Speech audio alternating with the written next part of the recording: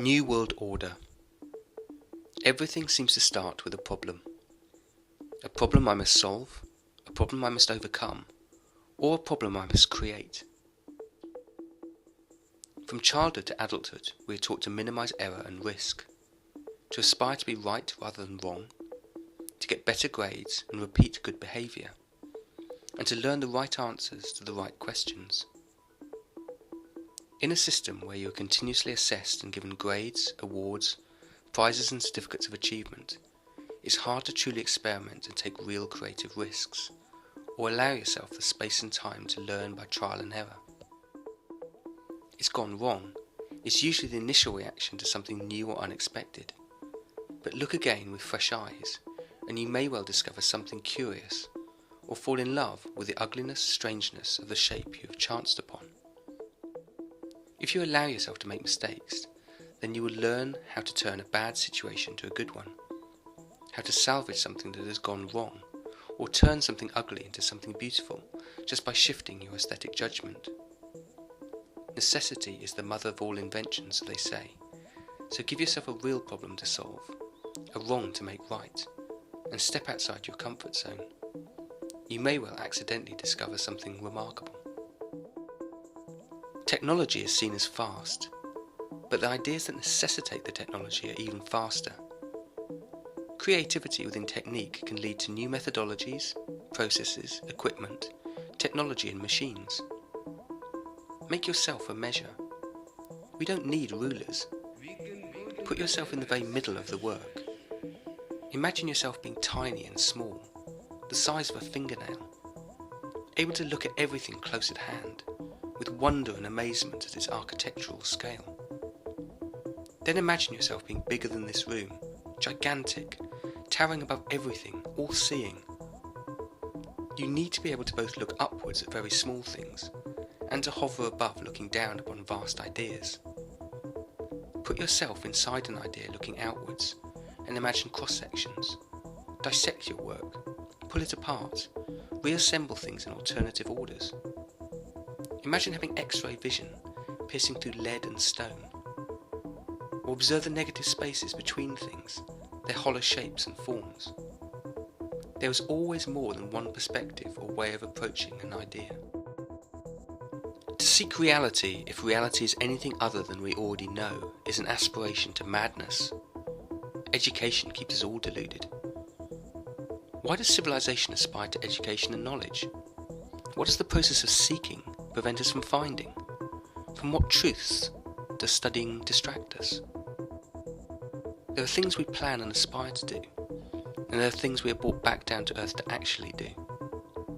At the start of a new decade, many new plans are being hatched. The theme I'd like to develop here is that a map or pattern is not something that necessarily defines an already existing territory or garment, but rather a map can precede the existence of a territory. As the pattern is constructed and grows, so too does the world it represents. We are permitted to trespass or go places we may not yet have access to or know how to reach, both with creative patterns and maps, imaginary garments and places. The pattern within the pattern within the pattern. The pattern isn't the paper or the card. It isn't the ruled lines, the pencil marks or chalked lines. The pattern isn't the garment in 2D, isn't the diagram or plan. It isn't the template thing that exists within a neat perimeter space. Nope. The garment is the irreducible, the geometric DNA fingerprint. The whole universe warped and bent into shape by the mind's eye, by mad desire, delusion, or beautiful disease. The pattern is human, is me. It's in my head, it's in my blood, it's my body in movement, in spasm and knee-jerk reaction. It's my relationship with everything big and small, sweet and sour. The shadow I cast, the trail I follow, the map I leave behind for others to become wrapped, clothed, and deliriously lost within. The pattern is me. It reveals my thinking, my actions, my hands, my movements, my personality as a designer. First fingers angling, walking finger-tip-toe along paper creases and folds, flipping zigzag fans like a croupier. then pivots of the wrist, electric shock-like up the arm to the elbow, then shoulder, body rocking, measuring with finger widths and walks, hops, skips, jumps, pointing, gesticulating, this much, that much, shoulder widths, arm lengths, strides, leaps into the unknown, picking the fabric up, spinning it round and over and inside out at the flick of a wrist, like pulling a cloth off a dining table, or a bouquet out of a sleeve, 2D to 3D, falling with gravity and against, floating to the ceiling, impossible and real, a stop-motion dancer subtracting space, creating room to manoeuvre, jumping inside and vanishing from view, rabbit into hat. I have a good sense of direction, but I find units of measurement too abstract, and terminologies relating to direction confusing. Left, right, x, y, latitude, longitude. I prefer to measure in relation to myself, in finger widths, pinches, hand spans, arm lengths, body widths, steps, strides and jumps. When you give an idea away, you get to see how it functions in other people's hands. They reinterpret it, go wrong, chance upon a new use for it, push it in new directions and make hybrid versions of your techniques cross with theirs. My audience extends and qualifies my techniques. Basically, they're test driving my concepts and growing them by shared ownership. You learn a lot about how good a designer you are by putting your creative ego to one side, relinquishing ownership of an idea and allowing others to adapt and improve it. It also keeps you on your toes, because if you share a technique, then you have to find another one to explore and hone. Love of patterns to a cutting fanatic is like love of maps to a collector. Since childhood, I've loved cross-sections and diagrams, periodic tables, family trees, lineage and dominoes. The territory of a garment represents often does not exist before it is drafted or mapped out. The three-dimensional landscape is created by the two-dimensional, by hazarding a guess. With every line, expedition, question mark, puzzle, step, leap of faith, human cannonball flight path, the pattern comes to life beneath the hand, following the curiosity of the mind's eye, defining and extending territory, space and fabric form, bringing the garment to life, in imagination first, hotly pursued by reality, hazarding guesses, trial and error, learning by mistakes, being right to be wrong, escaping the rigidity of childhood geometry, a square block only ever fitting through a square hole, a glove always resembling a hand, the platonic solids dominating conceptions of space, thinking only in straight measured lines, thinking hard shapes, solid like wood, metal or stone. Instead, you need to think more fluidly, fabric not concrete, encourage a more tactile approach to geometry. It's important to share the inspiration, to be unpossessive, to reveal the magic tricks, to demystify, to be open to collaboration. You need to pass on the excitement and playfulness of engineering techniques, not the rigid straitjackets of traditions, the fire, not the ashes or cobwebs. Traditional techniques are important to study. There is beauty in rediscovery, but it must not prevent or hinder progression. You need to encourage people to experiment, as well as to make good or perfect, to go off the beaten track, to trespass into areas outside their experience or specialism, to exercise their bodies and minds in the performance of making, to make themselves the measure, to measure by eye, by hand, in relation to oneself, to incorporate one's own physical values into the garment pattern, to escape the bondage of rulers and measures and sizing scales and tools, and instead find new ones, to not be frightened by right-thinking experts, critics, cynics, health and safety rules and regulations. Assessment can impede creativity. It can be difficult to take real risks when you are being marked and qualified at every step. Imagination is faster than technology. New machines, new ways of engineering, constructing and manufacturing all require fantasy and invention. Art and science collide. I often look at scientific research for inspiration. Astrology, geology, topography, cell structures, microscopic images, disease and malformation, atomic and particle formations, chemical reactions such as oxidization, crystallization, etc., mathematical geometry such as topology, perspective, symmetry, asymmetry, anatomical and biological dissection, analytical drawings of plant, animal, human anatomy, cross-sections, X-rays, etc., chaos theory, evolution, energy, ergonomics, movement, kinetic energy, momentum, magnetism, gravity, inertia, radiation. At a visual and conceptual level, all the sciences are fascinating and creative. There are no lines between science and the arts. Don't specialise. Fashion becomes separated from textiles, from design, promotion and marketing. Women's wear dissected from menswear, but they are all joined.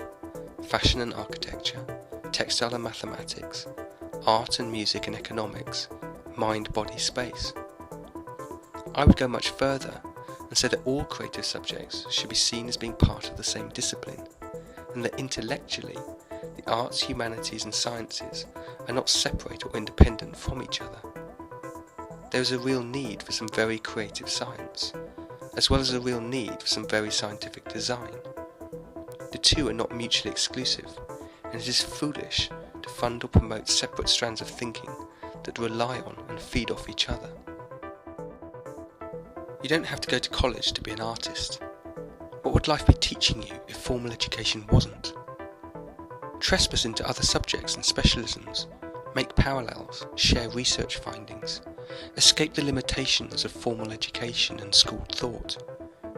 A new decade in economy unfolds. Change comes whether you voted for it or not. Seek out new currencies, new values, new trading routes, new retail avenues, new ways of showing and presenting garments, of capturing the imagination and making people want to make things themselves. People easily forget that things are made by hand, that products are designed and manufactured by people. Manufacture can become remote and unethical when hidden from view and confined to back rooms or overseas sweatshops. Bring it home, bring it centre stage, make it evident, bring it to the classroom, set up workshops and apprenticeships, become hobbyist and fanatic. Get your hands dirty, put in some hard graft and be playful. Be experimental in garment making, creative in selling, unconventional in presentation and marketing. Capture the imagination of a new decade, a new generation, a new economy. Get off the beaten paths, escape the maddening crowds. Make a dressing up box full of garment ideas for you and your friends to wear and role play. Honour your own personal heroes, icons and celebrities. Keep it local, keep it real, down to earth, fresh out of the workshop, well crafted, clever and ingenious. Show people how things are made. Make manufacture and construction visible, at the forefront, a brand quality. Reveal your magic tricks, share inspiration and skills. Pass on the buzz and excitement of making to your audience. If you're going to cut a garment pattern, you might as well make a song and dance about it. The conventional view of constructing a garment for a figure is to approach the problem from the front, rooted to the earth on our knees at hem level looking upwards. At catwalk shows we create the same illusion, raising the models on a narrow stage, shooting endless photos of frontal views. Faces sell magazines. 1,000 front-facing models lined up across the pages of Vogue and Collezione, and fashion students complaining of their workload with a plea of mercy. Do we have to design back views too? Yes, you bloody do. If you want to own a Julian Roberts garment, then you have to first learn how it is made. All Julian Roberts garments are limited editions, made individually for each person, and include a pattern cutting masterclass. Why? For me, it's important to tell the story of how a garment is constructed and made, because I see this as an important quality to my design. Not many designers reveal their magic tricks or explain how a garment is made. They're either secretive of their techniques or unwilling to show how disconnected their manufacture is. But clothing making is a beautiful and intriguing process that deserves attention. Because I like to cut and sew the garments I design myself, I want people to understand that pattern cutting is not all about cold geometry, computers and machines, but rather is about a warm human being touching cloth and exploring ideas using spatial measurements that are human, not abstract. It is a physical activity.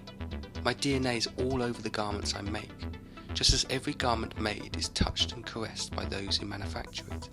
It is proof of love. If a person witnesses a garment being constructed for them, then they know the inside of the garment as much as the outside. It becomes a garment that they are much more involved with, and which they will probably care for more. If people care about the process of making clothes more, then they respect the maker more, and their clothes last longer, so they consume less and have a greater awareness of quality, and are more willing to pay for it. Or if they can't afford to, then they can try making their own version, because they've been taught how to. Construction knowledge is a beautiful thing to include in the sale. Creativity thrives in recession. It's like a fungus. It's resistant. It grows in the most unlikely and most unhospitable places. Between the cracks, against the grain, contraband, against all odds, without budget, where the sun don't shine. If you want to stunt creativity, then throw lots of money at it. Then you get a lot of idiot fashion designers, architects, artists and musicians hanging out and singing crap songs. You have to nurture the right environment for creativity to grow, both on display in the spotlight and in the shadows hidden from view. Popular and underground, the idols and the will to tear them down or paint them fluoro yellow. Life and everything is so unbelievably mind-blowingly incredible and amazing. I feel obliged to chase after every conceivable possibility and difference and variation, always and forever. No matter how much shit is thrown at me, or how much debt I shoulder, or how poor I am made, I will always have this rich awareness that the world is huge, that there is so much more empty space and potential for new wonderful structures to grow, for rivers to be diverted to deserts, tunnels cut through mountains and beneath oceans, the ability to skim across the clouds at lightning speeds, to walk and run through foreign cities and find a route home. That there is so much industry, so much machinery, such wealth of resources, such ingenuity, such invention, such beauty and attraction and wide-eyed hunger. So many more reasons to live and grow and learn and strive and hope and dream and believe and invest and chase after all the things that spark imagination, inspire, attract and make me happy to be alive.